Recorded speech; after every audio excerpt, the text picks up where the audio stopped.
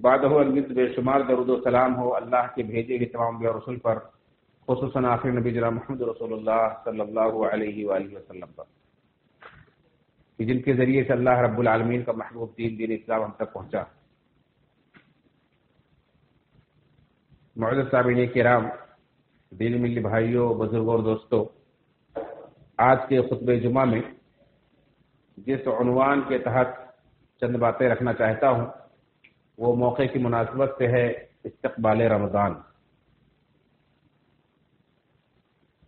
ہم سبھی یہ جانتے ہیں کہ آج شعبان کے مہینے کی 24 تاریخ ہے۔ اگر 29 کا مہینہ ہوا تو 5 دن کے بعد، اگر 30 کا مہینہ ہوا تو 6 دن کے بعد انشاءاللہ ہم رمضان مبارک کے بابرکت مہینے میں داخل ہوں گے۔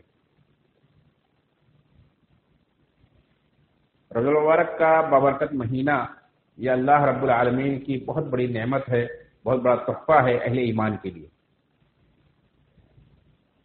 اس پر اللہ رب العالمین کا جتنا شکر ادا کیا جائے کم ہے کہ ہم ایمان کی حالت میں اس بابرکت مہینے کا استقبال کریں، اس بابرکت مہینے کو پائیں، اس میں داخل ہو جائیں۔ اور اس سے بڑی سعادت یہ ہے کہ اس بابرکت مہینے کی برکتیں، رحمتیں، نیکیاں اور اللہ رب العالمین کی جو کچھ بھی انعامات ہیں ہم اس کے حقدار ہو جائیں، اس کے مستحق ہو جائیں، اپنے دامن مراد کو اس سے بھر لیں۔ اللہ رب العالمین ہم سب کو اس کی توفیق عطا فرمائے، کیونکہ اللہ رب العالمین کے توفیق کے بغیر نہ کوئی نیک عمل انجام پاتا ہے، نہ ہی ہمارے اندر کسی برائی اور کسی بدی سے بچنے کی طاقت و قوت۔ اس بابرکت مہینے کا استقبال کیسے کریں، اس کی تیاری کیسے کریں، اس کے لیے اپنے آپ کو کیسے تیار کریں، کس طرح سے ہم اس بابرکت مہینے میں داخل ہوں تاکہ محرومی کا سامنا نہ کرنا پڑے، اسی تعلق سے چند باتیں انشاءاللہ رکھی جائیں گی۔ تو سب سے پہلے جس چیز سے ہم اپنے اس بابرکت مہینے کا استقبال کریں گے وہ ہے ہمارے اندر احساس۔ ہمارے اندر یہ احساس پیدا ہونا چاہیے کہ ہم ایک عظیم مہینے کے اندر داخل ہو رہے ہیں، یعنی رمضان کے مہینے کی عظمت کا احساس ہونا چاہیے۔ عام مہینوں کی طرح سمجھ کر اس کا استقبال نہ کریں۔ جس طرح سے ہمارے گھر جب کوئی مہمان آنے والا ہو، وہ مہمان بہت خاص ہو، بہت عظیم ہستی ہو، تو اس کے حسب حال ہم اپنے گھر کو سجاتے ہیں، سنوارتے ہیں، اپنے آپ کو، اپنے گھر والوں کو سجاتے سنوارتے ہیں، اس کے استقبال کی تیاریاں کرتے ہیں، اچھے سے اچھے انتظامات کرتے ہیں۔ اگر کوئی اچانک یوں ہی خبر دے دے کہ آ چکے ہیں تو ہم پریشان ہو جاتے ہیں۔ کیوں؟ کیونکہ ہمارے اندر اس چیز کا احساس ہوتا ہے کہ سامنے جو آ رہا ہے وہ کون ہے، وہ ہستی کون ہے، کتنی عظیم ہے، اس کے حسب حال ہمیں کس طرح کا انتظام کرنا چاہیے تھا جو ہم نہیں کر سکے، اس لیے ہم کبھی کبھی پریشان ہو جاتے ہیں۔ اسی چیز کا نام احساس ہے کہ ہم پہلے احساس کریں کہ ہم کتنے عظیم مہینے کے اندر داخل ہو رہے ہیں، کیونکہ جب تک ہمیں احساس نہیں ہوگا تب تک کسی چیز کی تیاری نہیں کریں گے۔ مثلا ہم اور آپ یوں ہی کھڑے ہیں، کوئی اچانک کہہ دے کہ چلو فلاں جگہ جانا ہے، تو آدمی سب سے پہلے اپنے کپڑے کی طرف دیکھتا ہے، اپنے خلیے کی طرف دیکھتا ہے، آئینے کے سامنے کھڑے ہو کر اپنے آپ کو نہارتا ہے، کیا میں جانے کے لائق ہوں یا کچھ کمی ہے، کچھ تیاری کرنی ہے، اپنا جائزہ لیتا ہے۔ اسی چیز کا نام احساس۔ تو یہ احساس پیدا کریں کہ ہم ایک عظیم مہینے کا استقبال کرنے والے ہیں، ایک عظیم مہینے کے اندر داخل ہونے والے ہیں۔ یہ مہینہ اتنا عظیم ہے، اس کے لیے یہی بات کافی ہے کہ اللہ رب العالمین نے اس کی عظمت بیان فرمائی.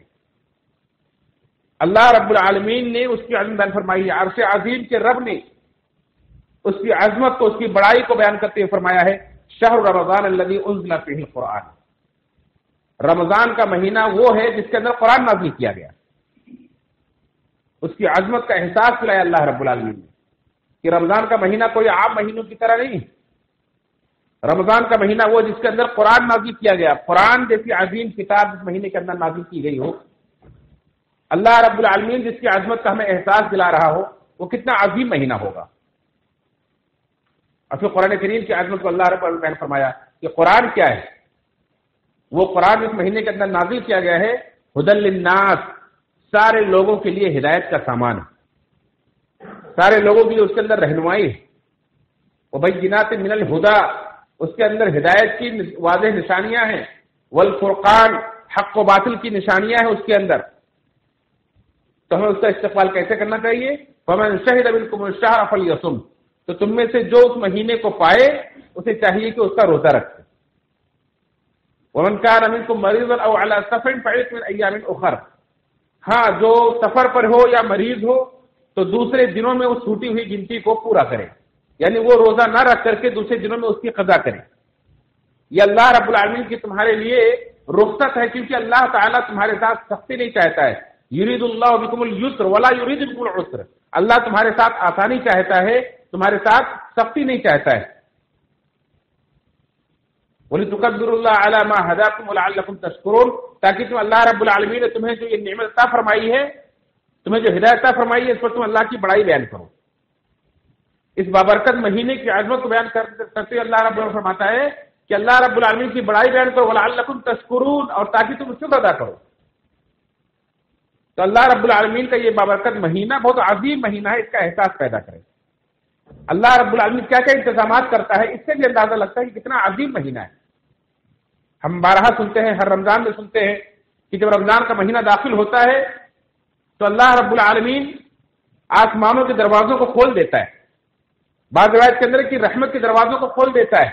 بعض روایت کے اندر ہے کہ جنت کے دروازوں کو کھول دیتا ہے. یعنی اتنا اللہ رب العالمین اہتمام کرتا ہے کہ رمضان کے مہینے کے اندر رمضان آسمانوں کے دروازے، رحمتوں کے دروازے، جنت کے دروازے کھول دیتا ہے، اور پورا مہینہ پھر بند نہیں کیا جاتا ہے، اور جہنم کے دروازے اللہ تعالیٰ بند کر دیتا ہے. سرکش شیطانوں کو جکڑ دیا جاتا ہے. یہی نہیں بلکہ اللہ رب العالمین کی طرف سے اعلان کرنے والا فرشتہ مقرر کر دیا جاتا ہے، جو صبح و شام یہ اعلان کرتا رہتا ہے یا باغی الخیر اقبل، اے نیکیوں کے چاہنے والے آگے بڑھو، یا باغی الشر اقصر، اے برائیوں کے چاہنے والے پیچھے ہٹ جاؤ. یہ اللہ رب العالمین کی طرف سے اہتمام کیوں ہے؟ اس مہینے کی عظمت کی وجہ سے. یہ مہینہ اللہ رب العالمین کی نگاہ میں بہت عظیم ہے، اللہ کے بندوں کے لیے ایک عظیم نعمت ہے. اس نعمت پر اللہ رب العالمین نے ہمیں اور آپ کو شکر ادا کرنے کا حکم دیا ہے وَلَعَلَّكُمْ تَشْكُرُونَ، تاکہ تم شکر ادا کرو. تو ہمیں یہ احساس ہونا چاہیے کہ ایک عظیم مہینہ ہے، ہمیں یہ احساس ہونا چاہیے کہ اللہ رب العالمین نے ہمیں ایک نعمت دی ہے، اور نعمتوں کی جو ناقدری کرتے ہیں ان کا انجام بہت برا ہوتا ہے. اللہ رب نے فرمایا لَإِن شَكَرْتُمْ لَأَزِيدَنَّكُمْ وَلَإِن كَفَرْتُمْ إِنَّ عَذَابِي لَشَدِيدٌ، کہ اگر تم شکر ادا کرو گے اللہ کی نعمتوں پر تو اللہ تمہیں مزید دے گا اور زیادہ دے گا. جو بھی نعمت اللہ رب العالمین آپ کو عطا فرمائے، اگر آپ اس کی قدر کریں، اس پر شکر ادا کریں، اس کو کما حق کہو. اللہ رب العالمین جو مطلوب ہے اللہ کو، جو اللہ چاہتا ہے آپ ایسا کریں، تو اللہ تعالیٰ کا وعدہ ہے اللہ آپ کو اور نوازے گا. لیکن وَلَئِن كَفَرْتُمْ، اگر آپ نے ناشکری کی، اس نعمت کی ناقدری کی، اس کا حق ادا نہیں کیا، ان عذابی لشدید، تو اللہ کا وعدہ ہے کہ اللہ تعالیٰ کا عذاب بہت سخت. اللہ تعالیٰ ایسے لوگوں کو سخت عذاب کی وعید سناتا ہے. مکہ والوں کے تعلق سے اللہ نے فرمایا کہ اللہ نے انہیں ایک نعمت دی تھی. کیا نعمت دی تھی؟ محمد رسول اللہ صلی اللہ علیہ وسلم کی شکل میں، رحمت للعالمین کی شکل میں، آخری نبی کی شکل میں اللہ تعالیٰ نے مکہ والوں کو ایک نعمت دی تھی، لیکن مکہ والوں نے اس کی قدر نہیں کی. اللہ نے فرمایا الم تر الی الذین بدلوا نعمت اللہ کفرا واحلوا قومهم دار البوار، کیا آپ نے دیکھا نہیں ان لوگوں کو جنہوں نے اللہ کی نعمت کو ناشکری سے بدل دیا، ناقدری سے بدل دیا، کفر سے بدل دیا۔ اللہ رب العالمین نے فرمایا کہ اللہ نے انہیں نعمت دی تھی محمد صلی اللہ علیہ وسلم کی شکل میں کہ ان کی پیروی کر لو، بلندیوں پر پہنچا دے گا اللہ تعالیٰ تمہیں، دنیا اور آخرت میں کی کامیابی تمہیں عطا کر دے گا، لیکن انہوں نے اس نعمت کی قدر نہیں کی۔ اللہ نے فرمایا وَأَحَلُّوا قَوْمَهُمْ دَارَ الْبَوَارِ، انہوں نے اپنی پوری قوم کو جہنم کے ہلاکت کے گڑھے میں گرا دیا۔ وَبِئْسَ الْقَرَارُ، بہت ہی برا ٹھکانہ ہے وہ۔ تو اس طرح سے جو لوگ اللہ کی نعمتوں کی ناقدری کرتے ہیں تو اللہ تعالیٰ انہیں اسی طرح سے دنیا آخرت میں تباہ و برباد کر دیتا ہے۔ تو یہ بابرکت مہینہ اللہ کی طرف سے ایک نعمت ہے، اس کا بھی احساس میں اور آپ کو ہونا چاہیے، ورنہ اگر ہم اس کی قدر نہیں کریں گے تو یاد رکھیں اللہ کی طرف سے جبریل امین نے بد دعا کی ہے ایسے شخص کے لیے جس بابرکت مہینے کی قدر نہیں کرتا ہے اور ایسے ہی عام مہینے کی طرح عام دنوں کی طرف گزار کر ختم کر دیتا ہے۔ اللہ رب العالمین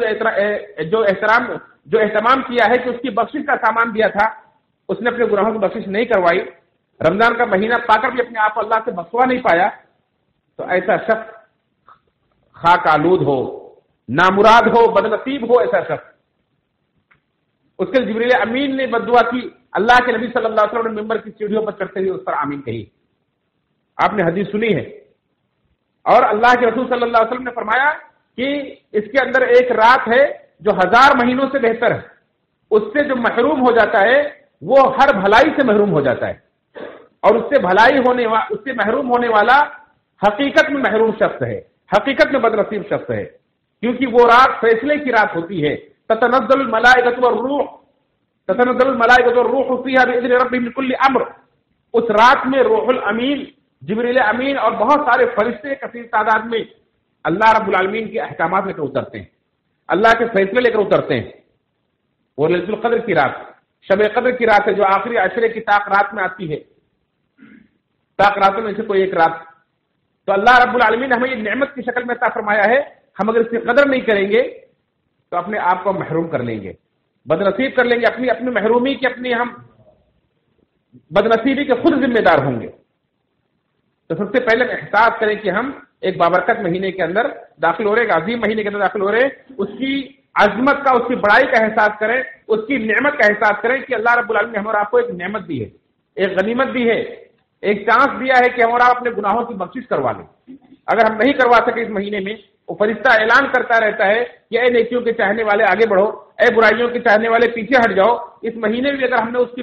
فریاد پر، اس کی پکار پر کان نہیں دھرا اور ایسے ہی زندگی گزرتی رہی جیسے عام دنوں میں گزرتی ہے، تو یاد رکھیں ہم سے بڑا محروم کوئی نہیں ہوگا۔ ایسا موقع پھر آپ کو سال بھر ملنے والا نہیں ہے، یہ وہ موقع ہے جو اللہ رب العالمین اپنے خاص بندوں کو عطا فرماتا ہے۔ تو سب سے پہلے یہ ہے کہ ہم احساس پیدا کریں، دوسرا یہ کہ پھر اس کے بعد 3 طرح کا احساس میں نے بتلایا کہ ایک احساس عظمت، کہ ہم اس مہینے کی عظمت کا احساس کریں، یہ مہینہ ہمارے لیے اللہ کی ایک نعمت ہے، اس نعمت کا احساس کریں، یہ مہینہ ہمارے لیے ایک غنیمت ہے، ایک چانس ہے، اس کا احساس کریں، اور ان احساسات کے ساتھ ہم پیش قدمی کریں، آگے بڑھیں۔ تو اس کے بعد نمبر آتا ہے کہ ہم کس طرح کی پیش قدمی کریں، کس طرح کی پیش قدمی کریں۔ تو سب سے پہلے اپنے آپ کو اس کے لیے تیار کریں، اللہ رب العالمین سے توفیق مانگیں کہ رب العالمین ہمیں اور آپ کو یہ بابرکت مہینہ عطا فرمائے، صحت و عافیت کے ساتھ عطا فرمائے، نیکیوں کے انجام دینے کی توفیق عطا فرمائے، کیونکہ اللہ رب العالمین کی توفیق سے ہی نعمت ہم نیک کام انجام دے سکتے ہیں۔ اور اس سلسلے میں ایک واقعہ بھی ہے جو ابن ماجہ، ابن حبان اور صحیح الجامع الصغیر کی روایت ہے، اس کے راوی طلحہ بن عبید اللہ رضی اللہ تعالیٰ عنہ ہے۔ یہ واقعہ ہم اور آپ کو یہ احساس دلائے گا کہ ایک رمضان کا پا لینا بھی کتنی بڑی سعادت۔ کہتے ہیں کہ اللہ کے رسول صلی اللہ علیہ وسلم کے زمانے میں 2 شخص ایک ساتھ میں آئے اور دونوں نے ایک ہی وقت میں اللہ کے رسول صلی اللہ علیہ وسلم کے ہاتھ پر بیعت کی، کلمہ پڑھا، اسلام میں داخل ہو گئے۔ ان دونوں میں سے ایک شخص بہت زیادہ نیکیاں کرنے والا تھا، یعنی فرائض کے ساتھ ساتھ نوافل کی پابندی بہت زیادہ کرتا تھا، اور وہ جا کر کے اللہ کے راستے میں جہاد کرتے ہوئے ایک لڑائی میں شہید ہو گیا، اور دوسرا بھائی جو کم عبادت کرتا تھا، فرائض کی پابندی کرتا، نوافل زیادہ نہیں کر پاتا تھا، وہ اس کے 1 سال بعد تک زندہ رہا، اور 1 سال کے بعد ایسے ہی بیمار ہو کر اس کا انتقال ہو گیا۔ کہتے ہیں میں نے خواب میں دیکھا کہ جو شخص بعد میں انتقال کیا تھا اور ایسے ہی طبعی موت مر گیا تھا اپنے بستر پر، وہ آدمی اس شہید ہونے والے سے جو زیادہ نیکیاں کرتا تھا اور اللہ کے راستے میں شہید بھی ہوا تھا، جبکہ شہادت اللہ رب العالمین کی نگاہ میں سب سے عظیم موت، سب سے بہترین موت ہے کہ اللہ کے راستے میں آدمی شہید ہو کر جائے۔ شہیدوں کے لیے اللہ رب العالمین جنت میں سب سے اعلیٰ درجہ رکھا ہے۔ کہتے ہیں کہ لیکن میں نے خواب میں دیکھا کہ جو 1 سال بعد انتقال کیا تھا وہ اس شہید سے پہلے جنت میں جا رہا ہے۔ کہتے ہیں مجھے بڑی حیرانی ہوئی، میں نے لوگوں کے سامنے اس کا ذکر کیا تو لوگ بھی حیران ہوئے۔ اللہ کے رسول صلی اللہ علیہ وسلم تک بات گئی، اللہ کے رسول صلی اللہ علیہ وسلم نے جب سنا تو کہا کہ حیرانی کی کیا بات، آپ نے دیکھا نہیں کہ اس کے 1 سال بعد وہ زندہ رہا؟ الیس قد مکث ھذا بعدہ سنہ، کیا آپ نے دیکھا نہیں کہ اب اس کے 1 سال بعد تک وہ زندہ رہا؟ فادرک رمضان، تو اس نے رمضان کا مہینہ پایا۔ اللہ کے نبی صلی اللہ علیہ وسلم نے دیگر نیکیوں میں سب سے پہلے رمضان کی نعمت کو، اس کی عزت کو بیان کیا اور کہا کہ آپ نے دیکھا نہیں کہ اسے ایک رمضان مل گیا۔ فصامہ، اس نے رمضان کے مہینے کا روزہ رکھا، وصلی کذا وکذا، اور اتنی اس نے نمازیں پڑھی۔ جب اس نے ایک رمضان کا مہینہ پا لیا جس میں عبادت کی، روزہ رکھا اور اسی سال بھر اس نے نمازیں پڑھی، سجدے کیے، وصلی کذا وکذا سجدۃ فی السنہ، سال بھر میں اتنی نمازیں اس نے پڑھی، فلما بینہما ابعد مما بین السماء والارض، فرمایا کہ پھر تو ان دونوں کے درمیان اتنا فرق ہو گیا جتنا زمین و آسمان کے درمیان فرق، اتنا فاصلہ ہو گیا۔ تو 1 سال کا روزہ، 1 سال کا رمضان کا مہینہ پا لینا، یہ آپ کے درجہ کو کتنا بلند کر دیتا ہے، نیکیوں آپ کو کتنا آگے کر دیتا ہے، ہم اور آپ تصور نہیں کر سکتے۔ اللہ کے رسول صلی اللہ علیہ وسلم نے اس طرح سے بھی اپنے صحابہ کو رمضان جیسی نعمت کا احساس دلایا کہ آپ اگر پاتے ہیں رمضان کا مہینے کو ایمان کی حالت میں تو آپ خوش نصیب ہیں، آپ اس کی قدر کریں۔ کیا آپ کے کتنے ایسے بھائی جو آپ سے پہلے گزر چکے ہیں، جو پچھلے رمضان میں آپ کے ساتھ تھے، اس رمضان میں نہیں ہوں گے؟ اگر آپ کو اللہ عطا فرمائے تو آپ خوش نصیب ہیں کہ اللہ نے ایک رمضان آپ کو اور عطا فرما دیا آپ کی زندگی میں۔ تو اس طرح سے احساس کرنے کے بعد اللہ کے رسول صلی اللہ علیہ وسلم نے ہم اور آپ کو کچھ ترکیب بتلائی ہے کہ اپنے آپ کو جسمانی طور پر تیار کرنے کے لیے آدھے شعبان کے بعد آپ روزے نہ رکھیں، یعنی اپنے قوت کو جمع کریں کہ رمضان کے مہینے میں کوئی کوتاہی نہ ہونے پائے۔ اس لیے اللہ کے نبی صلی اللہ علیہ وسلم نے باقی سال کے 10 مہینوں میں آپ کے اوپر کوئی پابندی نہیں، پورے مہینوں میں، یعنی محرم سے لے کر کے رجب تک آپ پورے مہینے کے کسی بھی دن میں آپ روزہ رکھ سکتے ہیں، لیکن شعبان کے مہینے میں اللہ کے نبی صلی اللہ علیہ وسلم پابندی لگا دی کہ آپ 15 شعبان کے بعد نفلی روزے نہ رکھیں۔ کیوں؟ یہ بھی رمضان کی عظمت کا احساس دلانے کے لیے کہ آگے رمضان کا مہینہ آ رہا ہے، اس میں آپ اپنی قوت کو جمع کریں اپنے لیے۔ ایسا نہ ہو کہ شعبان کے بعد بھی آپ رمضان کے قریب روزہ رکھتے رہیں اور آپ کمزور پڑ جائیں، رمضان کے مہینے کے روزے نہ رکھ سکیں۔ اس لیے اپنے آپ کو آپ فٹ رکھیں، تیار رکھیں، یہ بھی ایک طرح کی تیاری ہے۔ پھر اس کے بعد ہمارے اسلاف کے بارے میں آتا ہے کہ لوگ جو سال کے 11 مہینوں میں خرچ کرتے تھے، رمضان کے لیے خصوصی طور پر خرچ کرنے کے لیے بیلنس کرتے تھے کہ یہ ہم رمضان میں خرچ کریں گے، یہ ہم رمضان کے مہینے میں لٹائیں گے اللہ کی راہ میں، اس طرح سے تیاریاں کرتے تھے۔ اسی طرح سے عبداللہ بن مسعود رضی اللہ عنہ کے بارے میں آتا ہے کہ ان سے پوچھا گیا کہ صحابہ کرام کیسے رمضان کا استقبال کرتے تھے، رمضان کے لیے کیا تیاریاں کرتے تھے؟ تو کہتے ہیں کہ اس طرح سے تیاری کرتے تھے کہ جو رمضان کا مہینہ آنے والا ہوتا تھا تو اس سے پہلے اپنے آپ کو، جس طرح سے ہم اور آپ اپنے گھر کو صاف ستھرا کرتے ہیں، اپنے کپڑوں کو صاف ستھرا کرتے ہیں، اپنے دیگر ساز و سامان کو صاف ستھرا کر لیتے ہیں کہ رمضان کا مہینہ آنے والا ہے، اپنے دلوں کو صاف ستھرا کریں،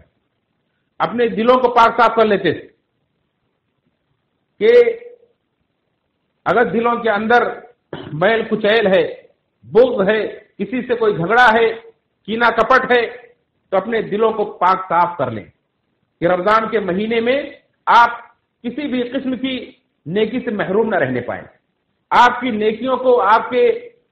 ان برکتوں کو، رحمتوں کو جو اللہ رب العالمین لٹانے والا ہے اور آپ سمیٹنے والے ہیں، اس میں کسی طرح کی کوئی محرومی نہ ہونے پائے۔ اس لیے اپنے بھائیوں سے اگر جھگڑا ہے تو ان سے سلام دعا چالو کر لیں، ان سے لڑائی جھگڑا ختم کر کے دلوں کو پاک صاف کر لیں۔ اگر نہیں ہے تو الحمدللہ اللہ کا شکر ادا کریں، کسی کا لین دین ہے، کچھ باقی ہے تو اسے دے کر کے اس کی دعاؤں کے مستحق بنیں۔ بہت سارے لوگ لین دین میں اتنے کچے ہوتے ہیں کہ بیچارے بہت سارے لوگوں کو انتظار کرنا پڑتا ہے کہ اس کی موت کا وقت کب آئے گا کہ میرا معاملہ صاف کرے گا۔ ایسے لوگوں کو بھی دیکھا گیا ہے۔ میرے بھائیوں، اگر آپ کے بارے میں کوئی ایسا انتظار کرے تو یہ آپ کی بہت بڑی بدنصیبی ہے، آپ کی بدنصیبی ہے۔ کم سے کم ہر رمضان کے آنے سے پہلے آپ یہ دیکھیں کہ میرا کسی کے اوپر کچھ باقی ہے تو میں لے دے کر کے صاف کر لوں، کم سے کم اسے خوشی پہنچاؤں، اور کوئی ایسا نہ ہو کہ رمضان کے مہینے میں کوئی میرے لیے بد دعا کر رہا ہو۔ اس طرح سے اپنے آپ کو اللہ رب العالمین کی طرف پوری طرح سے موڑ دیں۔ اگر اپنے آپ کے عقیدے میں شرک کی خرابی ہے، اللہ کے ساتھ کسی اور کو مشکل کشا حاجت روا سمجھتے ہیں، اللہ کے ساتھ کسی اور کے در پر آپ چڑھاوا چڑھاتے ہیں، تو آپ اس سے اپنے آپ کو بچائیں، اس لیے کہ یہ ایسا ظلم ہے کہ آپ کے ساری نیکیوں کو برباد کر دے گا۔ اللہ رب نے فرمایا، نبی کریم صلی اللہ علیہ وسلم کو مخاطب کر فرمایا کہ اے نبی، آپ سے پہلے کے انبیاء کو بھی ہم نے وارننگ دی تھی، آپ کو بھی وارننگ دی جا رہی ہے، لئن اشرکت لیحبطن عملک، اگر آپ نے شرک کیا تو آپ کے اعمال برباد کر دیے جائیں گے۔ تو اس طرح سے اپنے عقیدے کی اصلاح کریں، اپنے اعمال کی اصلاح کریں کہ اللہ کے رسول صلی اللہ علیہ وسلم کے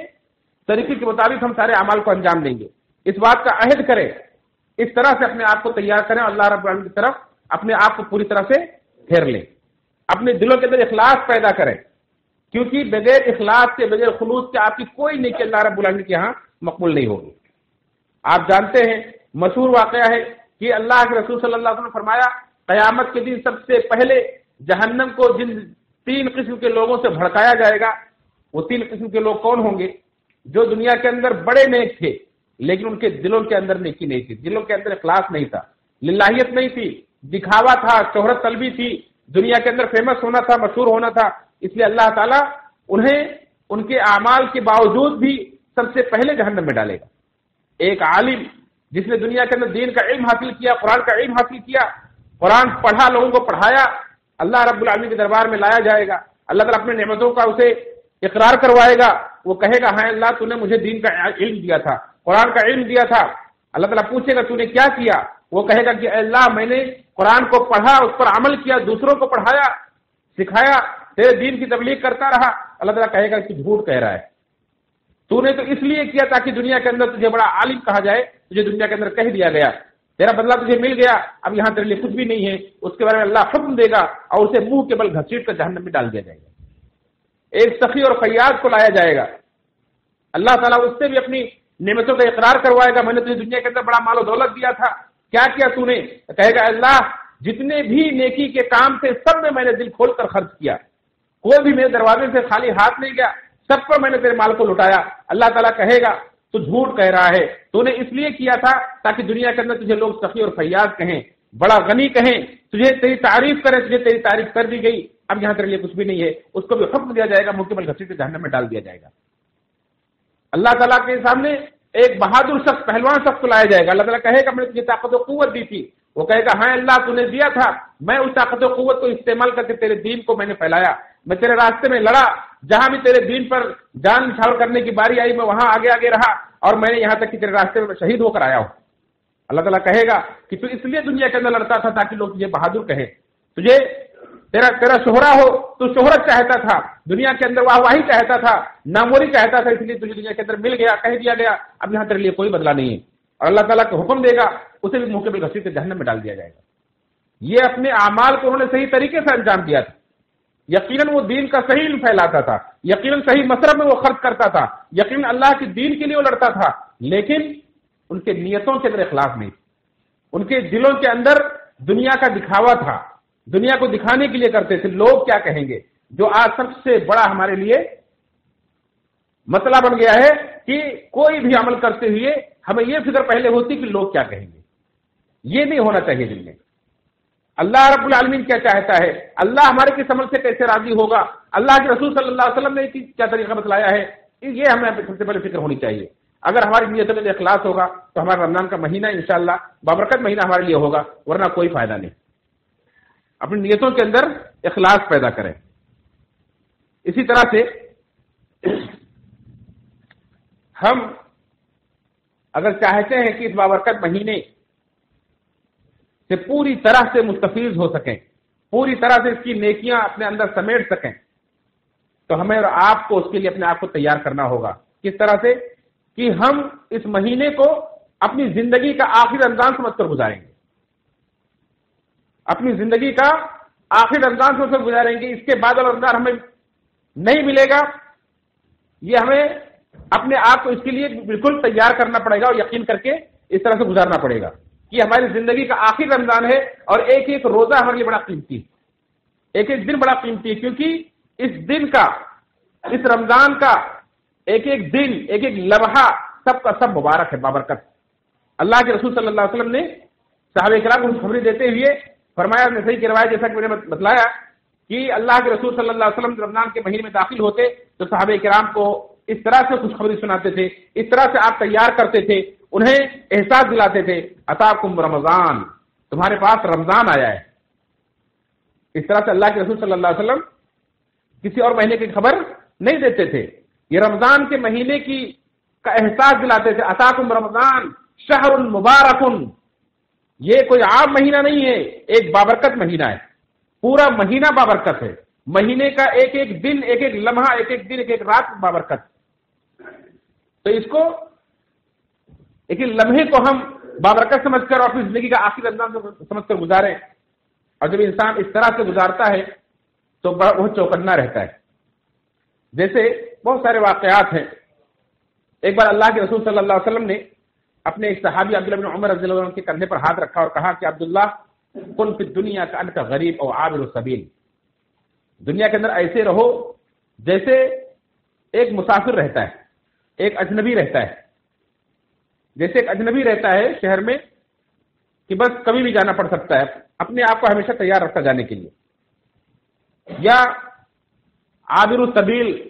مسافر، یا کہہ لیں کہ راستہ کراس کرنے والا، راستہ پار کرنے والا جیسے اپنے آپ کو رکھتا ہے کہ چوکنا رکھتا ہے، ایسے اپنے آپ کو تیار رکھ. اس کے بعد ان صحابی کی حالت یہ ہو گئی تھی کہ وہ کہتے تھے اذا اصبحت فلا تنتظر المساء واذا امسيت فلا تنتظر الصباح، کہ جب صبح کر لو تو شام کا انتظار مت کرو، جب شام ہو جائے تمہاری زندگی میں تو صبح کا انتظار مت کرو. یعنی ہر لمحے کو اپنی زندگی کا آخری لمحہ سمجھ کر گزارو. اس طرح سے انسان جب زندگی گزارتا ہے تو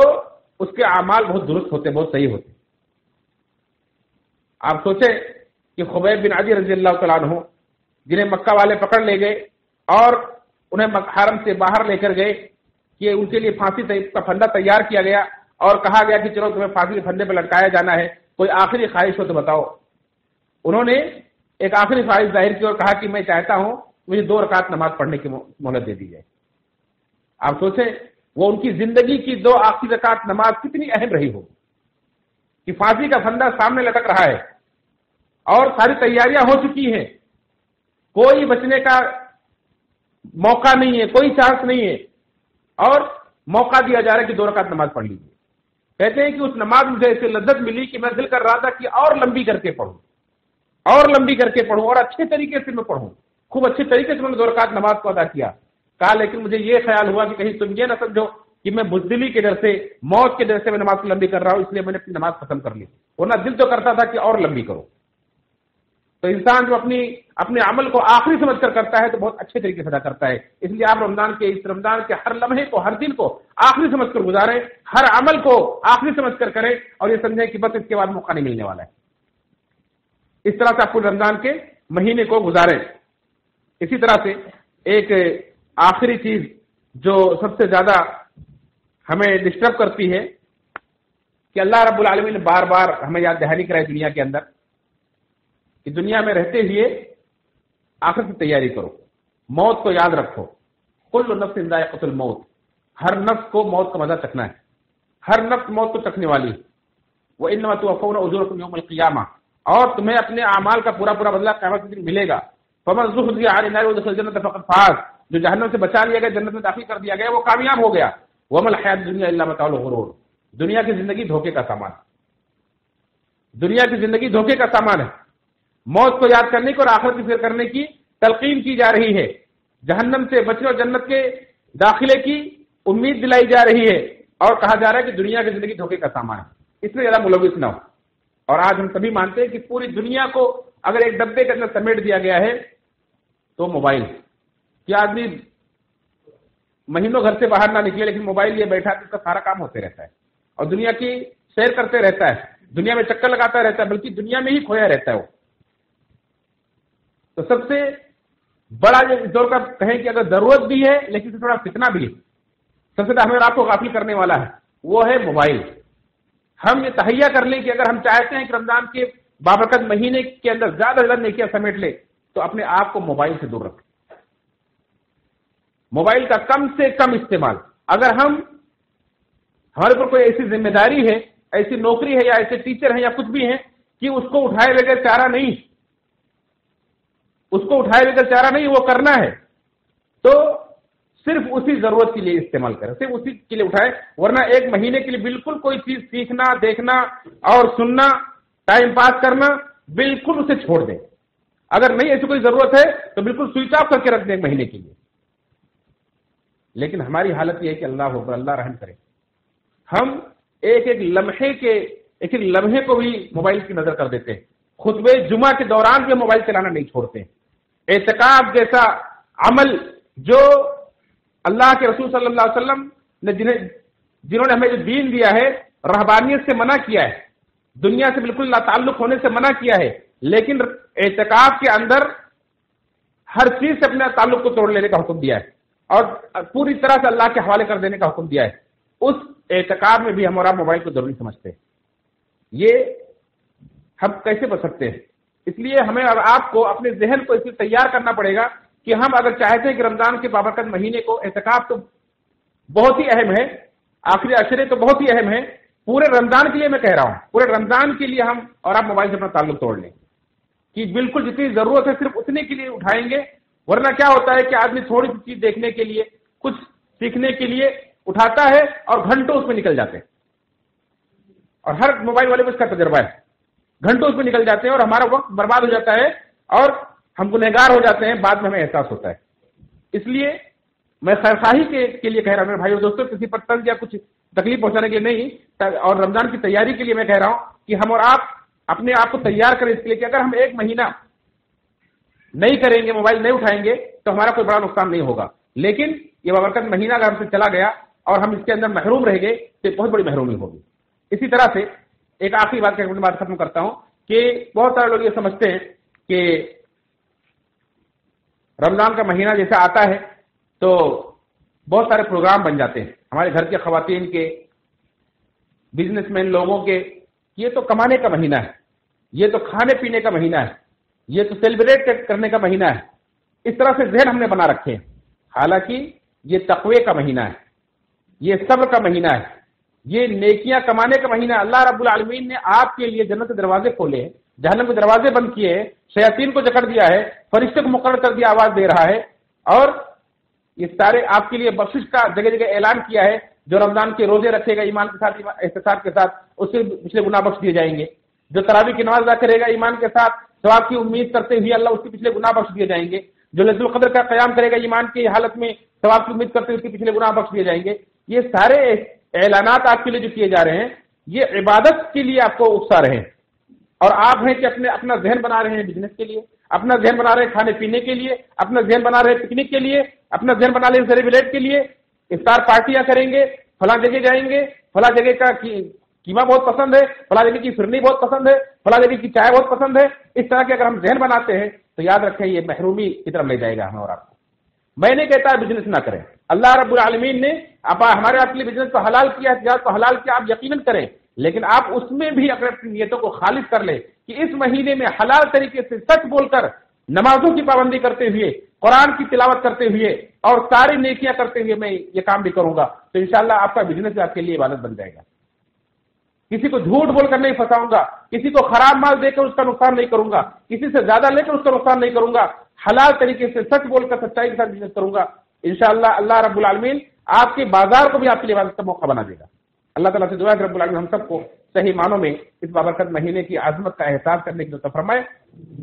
اور پورے طریقے سے اپنے آپ کو اس لیے تیار کرنے کی توفیق فرمائے۔ اللہ تعالیٰ ہم سب کو توفیق عطا فرمائے کہ ہم زیادہ سے زیادہ اس مہینے کے اندر اپنے آپ کو نیکیاں، اپنے دامن کو نیکیوں سے بھر لیں۔ اللہ ہم سب کے تمام چھوٹے بڑے گناہوں کی مغفرت فرمائے۔ رب العالمین ہمیں جب تک زندہ رکھے اسلام پر زندہ رکھے، جب بھی دنیا سے اٹھائے تو حالت ایمان پر اٹھائے، جلد و فضل سے ہمارا ٹھکانہ بنائے، ہمیں جہنم کے عذاب سے بچائے۔ آمین تقبل یا رب العالمین۔ ان اللہ وملائکته یصلون علی النبی یا ایھا الذین آمنوا صلوا علیہ وسلموا تسلیما اللهم صل علی محمد وعلی آل محمد كما صليت علی ابراہیم وعلی آل ابراہیم انک حمید مجید اللهم بارک علی محمد وعلی آل محمد كما بارکت علی ابراہیم وعلی آل ابراہیم انک حمید مجید۔ عباد اللہ رحمکم اللہ، ان اللہ یأمر بالعدل والإحسان وإيتاء ذی القربى وینهى عن الفحشاء والمنکر والبغی یعظکم لعلکم تذکرون۔